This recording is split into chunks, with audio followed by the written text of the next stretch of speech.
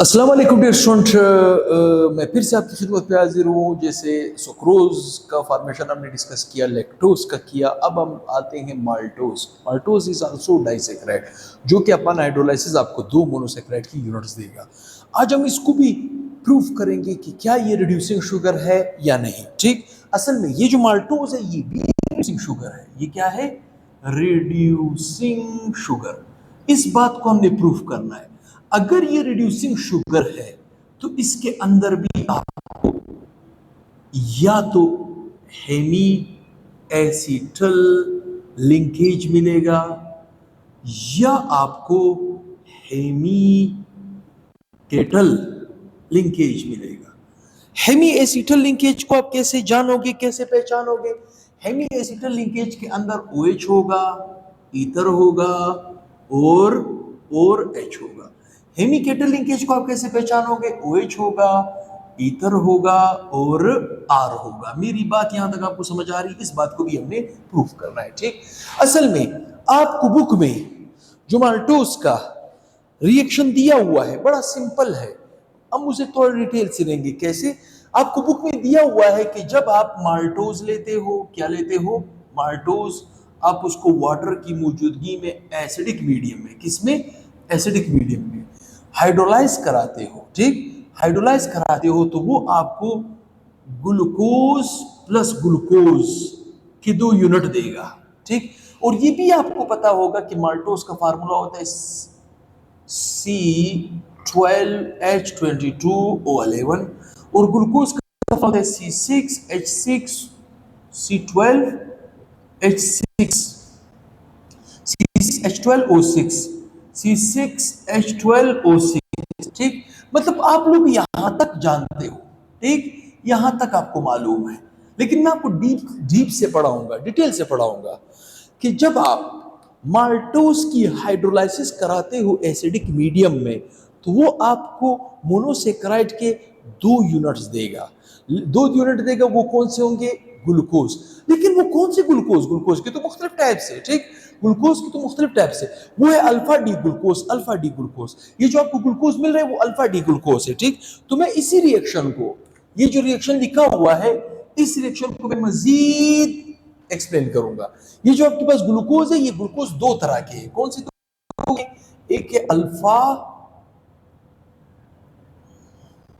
Alpha D glucose, दूसरा भी है अल्फा डी ग्लूकोज, जो कि अगर वाटर निकाला जाए इससे तो आपके पास बनेगा माल्टोज, जो कि रिड्यूसिंग शुगर है। इस बात को भी हमने प्रूफ करना है। ठीक, अब आप देखिए जरा, ये जो अल्फा डी ग्लूकोज है, इसका स्ट्रक्चर अगर हम बनाए तो इसका स्ट्रक्चर में बनाने का शॉर्टकट तरीके आपको बता चुका हूं।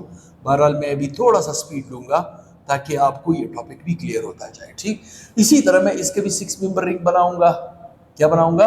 6 मेंबर रिंग बनाऊंगा लाइक दिस। 6 मेंबर रिंग बनाऊंगा लाइक दिस। ये तो आप सबको पता होगा कि यहाँ पे ऑक्सीजन है, यहाँ पे ऑक्सीजन है। ये कार्बन नंबर 1, ये है कार्बन नंबर 2, ये है 3, ये है 4, ये है 5, ये है 1, ये है 2, ये है 3, ये है 4, ये है 5। मेरी बात यहां तक आपको समझ आ रही होगी। शॉर्टकट ट्रिक मैं आपको बता चुका हूं, मसला नहीं है। अगर ये अल्फा डी ग्लूकोज है, अल्फा का मतलब है OH राइट साइड पे होगा। राइट साइड वाली चीजों को हम नीचे लिखते हैं तो यहाँ पे OH आ जाएगा, यहाँ पे H आ जाएगा। मेरी बात यहां तक आपको समझ आ रही है? कार्बन नंबर 2 का OH यहाँ पे, सॉरी,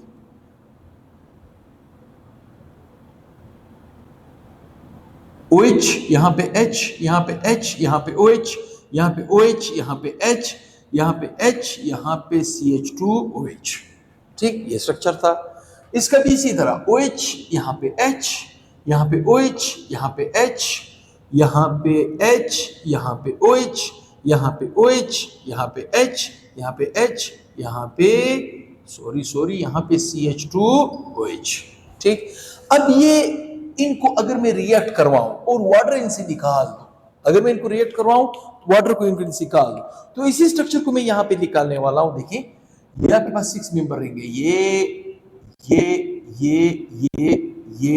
इस तरह। ठीक, यहां पे भी 6 मेंबर रिंग बना दे कुछ इस तरह, like this, like this, like this, like this, like this, like this, ठीक, वर्टिकल लाइंस डाल दे, U U U U U, ठीक है। अच्छा, ऑक्सीजन को यहाँ पे भी फिट कर दें, यहाँ पे भी फिट कर दें, ठीक। ये कार्बन नंबर 1, ये है 2, ये है 3, ये है 4, ये है 5, ठीक है। 1 2 3 4 एंड 5। सेम ये चीजें यहाँ पे लिखें, ठीक है। यहाँ पे देखें अल्फा डी ग्लूकोज है तो OH यहाँ पे आएगा, H यहाँ पे आएगा, OH यहाँ पे आएगा, H यहाँ पे आएगा, यहाँ पे H आएगा, यहाँ पे OH आएगा, ठीक। यहाँ पे OH आएगा, यहाँ पे H आएगा, यहाँ पे H आएगा, यहाँ पे CH2OH आएगा, ठीक। इसी तरह इसका OH यहाँ पे, H यहाँ पे, OH यहाँ पे, H यहाँ पे, H यहाँ पे, OH यहाँ पे, OH यहाँ पे, H यहाँ पे, H यहाँ पे, CH2OH। मेरी बात यहाँ तक आपको समझ आ रही? किसी ने मेरे पिछले लेक्चर देखे हो तो वहां पे मैं शॉर्टकट ट्रिक को आपको बता चुका हूँ, ठीक, बता चुका हूँ। अब देखिए ये एक अल्फा डी ग्लूकोज है, ये दूसरा अल्फा डी ग्लूकोज है, ठीक ठीक। यहां पे हमने क्या निकालना है? वाटर, माइनस करना है H2O। अब कहां से निकलेगा?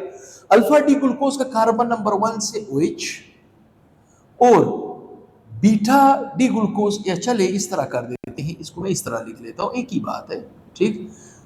अल्फा डी ग्लूकोज के कार्बन नंबर 4 से यहां से H अगर हम निकाल दें, ठीक, क्या कर दें? निकाल दें।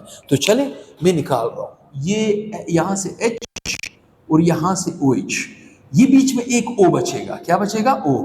तो मैं इसको यहां पे यू यू यू दिखा रहा हूं, चले यहां पे यू दिखा देता हूं।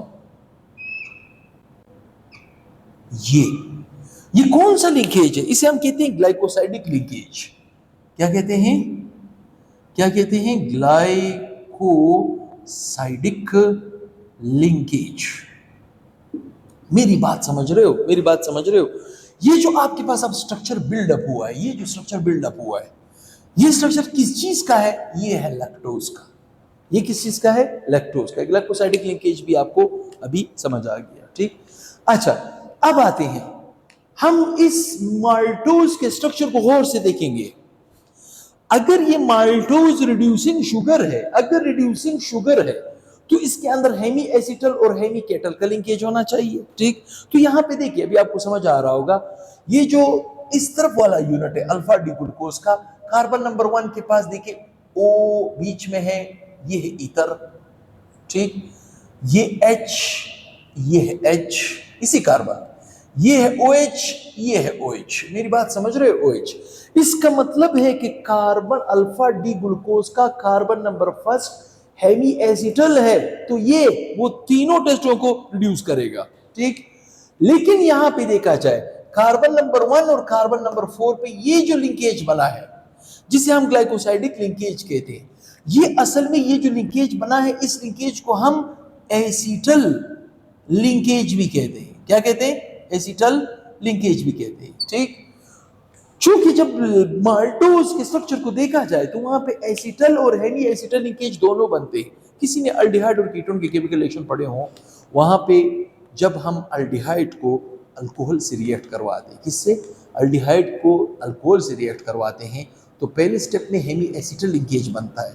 अगर हमारे पास अल्कोहल 2 हो, ज्यादा हो, तो वो हेमी एसिटल में कन्वर्ट हो जाता है। तो यहाँ पे एसिटल में कन्वर्ट हो गया, दोनों तरफ अल्कोहल है, 2 अल्कोहल है, ठीक। तो इसको एसिटल लिंकेज भी कहते हैं। तो इसी बात को हम यहाँ पे यूं कह सकते हैं, in maltose Hemy acetal of 1 alpha carbon, हम कह सकते हैं इन माल्टोज, क्या कह सकते हैं?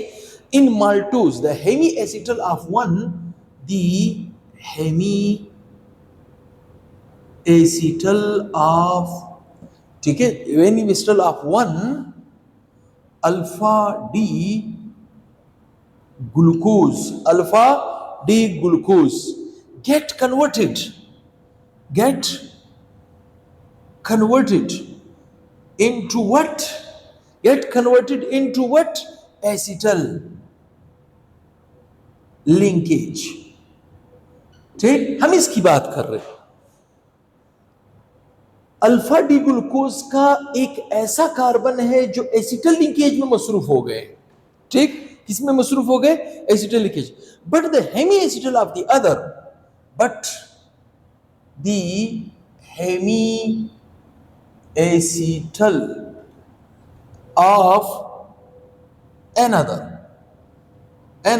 अल्फा डी ग्लूकोज, ठीक है, alpha D glucose is still intact,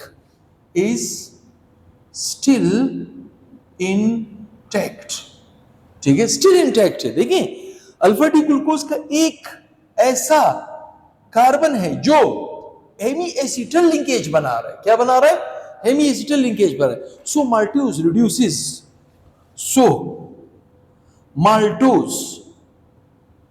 reduces, that is क्या क्या रिड्यूस कर रहा है, क्या क्या रिड्यूस कर रहा है, ठीक, हम उसे आसानी से कह सकते हैं टॉलिन्स